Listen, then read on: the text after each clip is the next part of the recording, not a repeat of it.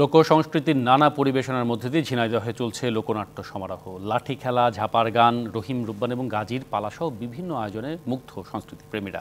আয়োজকদের প্রত্যাশা, তরুণদের উদ্যোগে এগিয়ে যাবে লোকসংস্কৃতির এই ঐতিহ্য।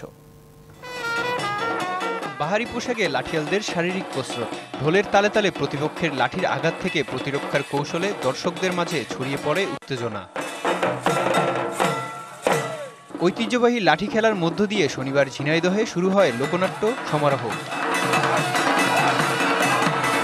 সন্ধ্যায় বসে গাজীর পালার আসর। চম্পাবতী গাজীর ভালোবাসার উপাখ্যানের বিভিন্ন চরিত্র, সঙ্গীত আর অভিনয়ের মধ্য দিয়ে ফুটিয়ে তোলেন শিল্পীরা। এখানে লাঠি খেলা হচ্ছে, অনেক সুন্দর অনুষ্ঠান পরিবেশন করছে এনারা। নাটকটাতে আমি আসলে নায়িকার ক্যারেক্টার করছি এবং এই ক্যারেক্টারের নাম হচ্ছে চম্পাবতী।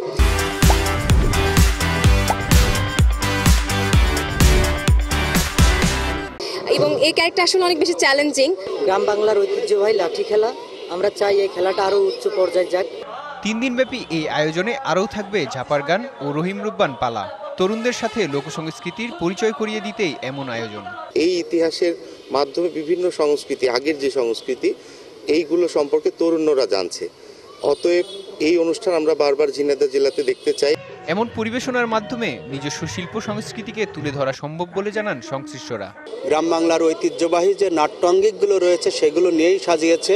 এতে আমাদের নিজস্ব শিল্প সংস্কৃতি, বিশেষ করে গ্রামীণ জনগোষ্ঠীর যে শিল্প সংস্কৃতি, সেগুলো তুলে ধরা সম্ভব হবে এবং এগুলো সংরক্ষণ সম্ভব হবে।